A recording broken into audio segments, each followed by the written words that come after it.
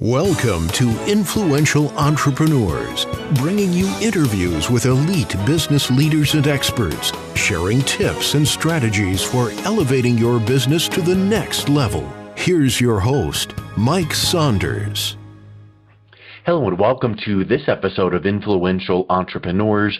This is Mike Saunders, the Authority Positioning Coach, and today we have with us Hilmon Sorey, who is the co-founder and managing director of Cloze. Hilmon, welcome to the program. Thanks so much, Mike. I'm really pleased to be here, and I appreciate you having me on. I'm a big fan of your contribution to the world of entrepreneurs. Yeah, so it's so exciting because I think at its core, entrepreneurship is all about creation, and I think that people love creating things. It might be a product, might be a service, it might be an innovation on a new way to do something. So it's always fun to see those fresh and new ideas. So I'm going to get into what you do in the world of entrepreneurship, but give us a little bit of background on yourself. What led you to the industry that you're in? Yeah, I'm happy to. You know, I've listened to so many of your podcasts that I now feel guilty that the name of my company does not directly correlate to what I do. I may have to revisit that. But well, sometimes I consciously don't do that because it's like I don't want to have that be my thing at the opening. So every once in a while I'll mention that. But close loop. Okay, good. Let's figure out what loop we need to close. Right, exactly. Well, that's a problem. So it's been reinforced in my mind, and it's on that long to-do list of things we might need to revisit. But the tagline to Cloze Loop as my company is that we're a sales strategy, training, and enablement firm. And I love what you said about creativity. A lot of folks end up in sales or end up in their role, in a really circuitous path where it's like, I never intended to be there. I didn't intend to be doing this. Ever since I can remember, I literally, Mike, used to walk around my house. Backgammon, the game Backgammon? Yeah. Okay, so it comes usually in like a leather thing that looks like a briefcase. Well, I dumped out all the game pieces, and I would go over to my dad's desk, and I'd snatch those old legal pads, and I'd stick it in there, and I'd walk around the house from room to room having meetings, having sales meetings. That's funny. even as a 6-year-old, because I was always interested in the creativity around entrepreneurship and creating opportunities and companies. When I was young, I had a company called Kidco. The tagline there was all jobs from A to Z, and I got all my friends together, and we'd go and we'd, clean gutters, and we'd babysit, and we'd lawn mow, and these types of things. And this led to me getting into this career with respect to sales. And I was lucky enough to run a sales team at a recruiting firm, which was sold to a larger organization. I then co-founded a professional services firm that was based in the Virgin Islands and in Washington, D.C. We ended up selling that to one of the big, it was 5 at the time. Then I worked for a media company and eventually a web security firm that IPO'd. And in all of these roles, I had this progressive responsibility with respect to sales management, all the way up to the board level. And like any salesperson, there are probably folks in your audience who, as it relates to sales, whether or not it's just under their entrepreneur hat or if they are actually a salesperson, we got all these books, right? There's all these techniques. You can go back to Zig Ziglar. You've got like Brian Tracy, all fantastic stuff. The hardest thing, though, is how do you stitch this stuff together in a systemic way where you can really hold yourself or your team accountable, you can measure increased performance, you get away from a little bit of the hype culture that surrounds sales with respect to just motivation, and you're able to actually do something practically. So I had a chance to work with a large sales training organization called Sandler, which really opened my eyes to doing a methodology and having a methodology really be impactful. And I did that for about 8 years. And got to a point where I realized that while that was a really effective methodology, the clients I was working with, I'm based in Silicon Valley, though we work with clients all over the world, clients I was working with had really fast growth trajectories. They've got venture capital who are looking for, outsized returns very quickly, scaling teams very quickly, and not a lot of time for the reinforcement and also just the integration and convergence of technology. And so I went off on our own, and I leveraged a lot of what I'd learned over 25 years in sales myself, and we built frameworks, and we've written 8 books now with respect to different pieces of the sales process for different roles. And now we go out to organizations, and we help them with sales strategy, we help them with sales training, and we help them with this world of sales enablement, which encompasses everything that a prospect might touch. And these companies range from seed stage all the way up to, we've got some global organizations we've been working with as well. I think that when people hear, sales and sales enablement, and that they're there might kind of like maybe their eyes start to glaze over, like, oh no, here comes another role play exercise and sales script and cold calling. So I want to talk about a couple hot buttons that I think that some people, teams or employees or sales managers might kind of key in on is like, the low hanging fruit. And here's the first one. I don't cold call. It's not in my blood. It's not in my DNA. It's obtrusive. It's annoying. How do I sell without cold calling? So go. And I know you wrote the book on it literally. So we could probably talk for 4.5 days on that one. But what do you say to someone that says that? Well, how do you sell without cold calling is a very different question, but because probably the number one reason, which is not in the book, is the reason cold calls fail is because people fail to do them. Well, there you go. That's kind of is when it gets down to, and here's something I'll give you like a little ha-ha, but not really. Sure. Here's something that I've thought of. Yeah. Isn't it true that sometimes you get these books, and you've written 8, so you can relate to this. You get this book on whatever topic. It's 297 pages, and you get all the way through it, maybe, possibly, probably not. And it's like, dude, you could have made that point in the first 9 pages and been done with the dumb thing. Oh my gosh! And so here's what hypothetically, here's your next book. Why cold calls fail. And it's like, ooh, that's succinct and to the point, right? So here's this snazzy book cover, and you open up the book, and it's like 297 pages, and you fan through it. You see all these blank pages, and you go to page number 1, and it goes, because you didn't pick up the phone. And then page 2 is, call us and learn how you can enable your team to blah, blah, blah. And I'm only being half kidding, because sometimes it really is that simple, right? That is brilliant. We also have, it's called Closed Loop University, which is our on-demand resource where folks can go in there and take a course. And I actually begin our cold calling course by saying just that. And what comes after that? I say, there is nothing new under the sun. People hunt and peck for tips and tricks. They're on LinkedIn. They're following this guru, that guru. They're ordering every book on Amazon because it's got 5 stars. And to your point, they get 10% of the way through and they realize, oh, this is all a regurgitation of stuff that I've heard before. It's just with somebody else's tone. Like either they're cursing in it, or they're more polite in it, or they're, you know what I mean? And it's a bunch of garbage. So I love what you said, because here's the differentiation, and I will get to answer your question. The differentiation between what we have decided to do at Closed Loop and what we've seen done in the past is we realize that the challenge is not that people don't know what to do. The challenge is that people don't do what they know for whatever reason. So I could tell you the 5 ways to make a cold call. You know what? 98% of the folks who have ever been in sales, whether they're making the calls or not, would go nod their heads and go, yeah, of course. Yeah, okay, I get that. And then they're not doing it, though, either because on the call there are things that they don't remember. They don't like rejection, and that's a mindset issue. Yeah. They don't necessarily know how to target the right people with the right message without sounding all coy and sneaky and rushing to get to the point and then getting hung up on all these types of things, right? So what we've done, we actually thought of creating our tagline as being the Fast Frameworks Company. And the reason for that is that we're huge fans of what we call frameworks, which are really acronyms.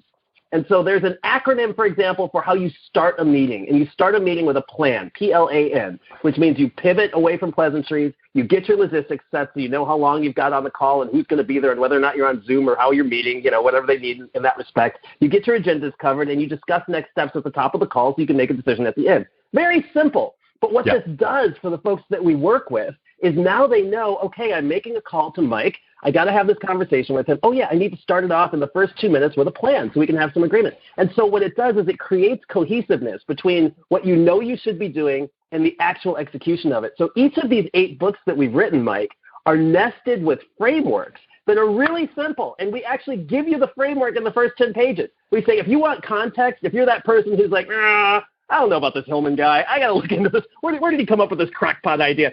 Sure. Yeah. Go back into the next 200 pages and we'll defend it. You know what I mean? So if you're just looking for the tool, 10 pages and you got it. And if you don't want to do that, then we got YouTube videos out there that'll help explain it for you. But you just hit upon the point. And it's just like, so how then do you create rigor where you know what you're doing every single day? I know every morning that I'm getting up and I'm going to run for 45 minutes, and I know how long it's going to take me and where I'm running and what I'm doing, and I know what it's going to impact for a carb load and calories for the rest of the day. right? Well, why can't your sales process be the same way? And how do you scale a sales team if you can't, right? And here's a question. So I'm loving where you're going with that, because I'm not an engineer at all. I feel like I'm more of a creative, but I absolutely love and live by checklists and mind map and plans, right? So if you want me to do something, send me a checklist and I can go click, click, click, click, click, done. Right? I love Trello boards for my project, for my clients, and they love it. And I move the card from step one all the way through the end, and they're like, Yahoo. So here's a question. Absolutely. How do we, and so I guess I know the answer, but let's talk about how do we not do sales calls, cold calls, because we don't really want to have anything done cold. So what do we, if we don't want to have or do cold calls, how do you warm up the market, the lead, the contact, your network, so that calls happen, but they're not cold?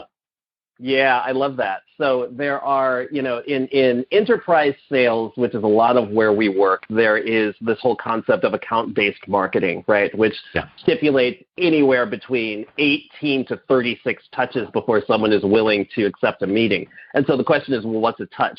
Well, the upshot of doing business in 2021 is that there are tons of automation tools, and I don't mean automation at scale just because you're blowing out messages to get it over with, but you can segment your marketplace by saying, hey, there's this specific industry, and there's this specific title in this industry, and there's a specific challenge that I know that we solve for this specific title in this specific industry. I can now position an email to these individuals. I can go find them using data. There's tons of data sources where you can find this type of thing and enrich it. You can create an email sequence that is touching these folks with valuable information. You can use things like AdRoll and other technology that allow you to kind of overlay this brand awareness where folks will know what you are. But the biggest key to warm folks up is give before you ask, right? Whatever it is. If you're saying, hey, here's a podcast you should listen to, and actually at minute 13, it speaks specifically to something with respect to your industry, let me know if this had any value for you. Or here's a white paper, or here's a study, or here's what we're learning. It doesn't even have to be that formal. Here's what, in 8 years of working with companies and individuals like you, we have learned with respect to how you grow. We wanted to share this with you. Let us know any feedback. Anything, if you're looking for a transactional, this is where it becomes cold. And I say this to clients all the time. When you're trying to force a buyer who is out here in a marketplace where they are inundated with so much noise all day long to take a conversation with you, unqualified, out of context, and in the middle of their day, you're kidding yourself. Because you know what? If that decision maker is that available, man, something might even be up. You may not want to work with them. You know what I mean? Potentially, yeah. Exactly. So that's a really good point about giving, and I'm certain you've read the book The Go-Giver by Bob Burg. Of course, absolutely. And I've had him on the show a couple different times, and it's just spectacular. I would even say, like for instance, giving in air quotes, here's this article or here's this. It's like, I know how to read. I know how to subscribe to a RSS feed. I know, got it. But maybe you go a little bit deeper and you think, what really would, because everyone's favorite radio station, Brian Tracy's, where I heard this, WIIFM. What's in it for me? So what's in it for that? For me? You know what I'm saying? So how can you broadcast or advertise or keep that in mind? So what is in it for that enterprise sales, contact that you're trying to land or whatever? They don't necessarily care as much about that random article as much as maybe you could do something for them. So as an example, you mentioned podcast, that division of that company or that CEO of that company might absolutely love coming on your podcast to talk to you about their business. And if you approach them and say, I noticed you guys did this in the industry, would love to bring you on my show and chat about it and kind of give you guys some exposure. Would you be free for a 20-minute phone interview? And now that person's like, oh, yeah. And you now have a 20-minute conversation with them all about their company. And guess what happens? They're like, oh, that was really fun. And you send them the link and a little show graphic. And then you ask the question you really wanted to ask at the beginning, which is, hey, you know what, Hilmon? Would love to connect and share some ideas with you. Do you think you'd be free next week for a phone call or a coffee or whatever? And now chances are the answer is a lot higher to be a yes. So I would say that accomplishes the warming up of a cold lead to be warm and giving value. But what other things? Because like you just rattled off a whole bunch of different ones. What I just described is another one, but you can't only do that. You have to think, okay, well, what else? Well, that's the key, is you've got to have a number of ways in which you can do it. I'll tell you another one that's in the same vein as what you mentioned, is most of us have something that we could do that is diagnostic, which allows some insight with respect to a challenge to an organization. For example, if you've got some sort of, even if it's a self-assessment that someone could do, I heard somebody was on your show a couple shows back that does SEO. Well, maybe just a self-assessment that allows you to identify for your organization whether or not you're optimizing your keywords. That's something that costs you as somebody who is an SEO consultant absolutely nothing, creates value, imparts your credibility and expertise, and gives you an opportunity to have a topic of conversation with the individual after having offered value. And we all know, that once there's a key of reciprocity as well, where people perceive that they've received some value and then they're willing to give some value in return. And that value, the other thing is, don't be narrow focused. I am constantly having conversations and trying to deliver value to people. And I'll say, hey, Mike, I know you understand what I do and hope this thing was helpful for you. Who else do you work with that you think would benefit with having a conversation with somebody who's out here doing sales strategy, training, and enablement? And you know what? 9 times out of 10, someone will say, yeah, I had a credible experience with this expert named Hilmon, and I'm happy to introduce him to my CEO network or to my club or to my friend or to my brother, whoever it might be. And you just begin to connect the dots, right? Yes. And now that gets into being that super connector and being that giver, because another way to give value is not just a thing or an item, but sometimes it's that introduction and open door. And that's another Absolutely. Massive leverage piece. Well, what's funny, we actually have another acronym. You just hit the L, which is how you can go about warming up cold leads, or what you can do in the interim when someone is investigating, having an opportunity to work with you, and it's called help. And the H stands for, highlight other opportunities that might be of value to them, educate them on the marketplace or on the service that you offer. The L is leverage. That could be leverage your own network or leverage. A lot of times, like I said, I'm working with really fast growth organizations, and I'll notice that they're hiring people. Well, you know what? I know a ton of people. I know a ton of really good people, right? So I have more often than not made introductions to folks. And how do you think that this CEO feels having had this vacant head of sales position open and a warm introduction to someone who is competent and capable to potentially fill that role from somebody who might be a vendor? Well, that endears me to them, and whether or not we end up doing business, they at least found some value from having had a relationship with me. And then the P is predicting the future and helping folks understand that, given the situation that they're in, these are the potential outcomes of continuing to do the same thing or a change of direction. 100%. Hey, so I want to wrap up with a final question, which will probably take a few minutes to go through, of course, as we have so far, which is, we talked about cold calling, and it's like, okay, well, just got to do it. So now let's transition into, as a sales coach or leading a team in an organization, or if you're an entrepreneur and you've got people out there doing business development for you. The owner or the CEO or the VP of sales knows that you've got to get out there and get her done, whatever those things are, those metrics are. So how do you, motivate the team to realize, okay, yeah, it's more than just my job, I've got to do this thing. How do you get them on board with getting that momentum going? Yeah, there are a few things.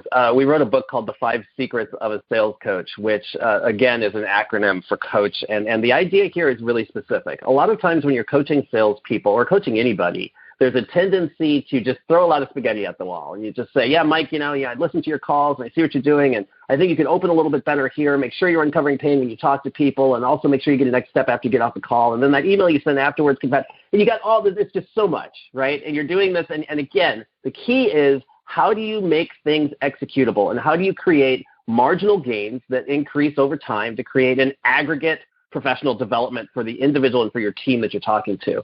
So the COACH acronym as a manager stands for C, which is identify the challenge that's going to have the biggest impact on that person's success. If in that scenario, it's that Mike on his conversations needs to do a better job of qualifying the folks that he's talking to. Now I look at this and I say, well, is this a mindset challenge with Mike? Is he just not doing it because he doesn't want to or because he doesn't believe it's important? Is it a skill set challenge with Mike because I haven't trained him on how to do it? Or is it just an activity where he's just not checking the box, realizing, oh, yeah, I got to get the qualification, right? So you figure that out first. Now, before you have the conversation with the salesperson, you want to outline the opportunity for success. And what I mean by that is too many managers will have these ad hoc conversations where you hop in and you're just like, so here's what's going on, here's what's happening, go ahead and fix it. Well, that doesn't serve the salesperson. The salesperson, your role in management, or specifically as a coach, is to be able to take somebody and say, here's where you are today, here's where you need to go, and here's how you get here. So before, even if this is just 5 minutes, on a Post-it note that you're just going through in your head, how do I get Mike doing a more effective job of qualifying on his calls? Oh, okay, he needs to understand the persona better, so let's make sure he knows where we've got that. And, oh, yeah, he also needs to be able to ensure that he's asking questions and doing some active listening and allowing the person to talk and not doing so much pitching. Okay, we've got that. Now we go into the conversation. We've got a path. We know these 2 things that Mike needs to do to be more successful at qualification, right? So then the A stands for the action plan. And this action plan needs to be co-created. So we're going to sit down, we're going to have a conversation. It could be as brief as 8 to 10 minutes, right? Just say, here's what I observed listening to your calls. Have you observed it too? Do we understand why it's important that we impact this? Yes, because it helps meetings to hold or it creates velocity in our pipeline. Great. How do you want to go about fixing it? Now, I've already in my head thought of what the best path would be, but I need your buy-in. Because I don't want to have top-down management. I want you to begin to coach yourself, right? Yeah. So we're going to co-create a plan that has actionable, executable steps that you're going to do that we can look back on and evaluate whether or not they were done. So we agree upon that. Then we get to the next C, which is helping the salesperson to understand what are the consequences. And when I say consequences, I don't necessarily mean draconian, like you're going to lose your job. It could be, well, the consequences are we lose out on some really great opportunities, or the consequences are you don't hit your number, or you make it really personal, and the consequences are you don't get to buy that house in Hawaii this summer. You know what I mean? Yeah. Whatever your culture is of your organization. But we agree upon the consequences, so we've got some buy-in. And then the final H is how do we hold each other accountable? So I'm going to be held accountable to checking back in on this with you. You're going to be held accountable to executing the activity, and now we've got a plan going forward. So one of the reasons that sales coaches and sales managers don't coach is they don't have a framework to do so, and it feels like so much work, and it's net new with every conversation, and there's no continuity from conversation to conversation. But if you stitch a framework like this together, you can actually significantly move the needle on each of your individuals, and that rising tide floats all boats when you're able to do this across an organization. And with that, I think that just wraps it up so nicely. You just really I absolutely love your concept of frameworks. So I encourage anyone that is interested in reaching out, connecting with you to pick up a copy or 8 of your books. So where's the best place that people can reach out and connect with you and do that? Yeah, so you can connect with me on LinkedIn at my name, Hilmon Sorey, Hilmon, last name Sorey. And you can get our books on Amazon, or if you want them a little cheaper, you can come to our bookstore, which is Cloze Loop, CLOZELOOP, bookstore.com. Awesome. Well, Hilmon, thank you so much for coming on today. It was really great chatting with you. Mike, I really appreciate it. Thanks so much. You've been listening to Influential Entrepreneurs with Mike Saunders. To learn more about the resources mentioned on today's show or listen to past episodes, visit www.influentialentrepreneurssradio.com.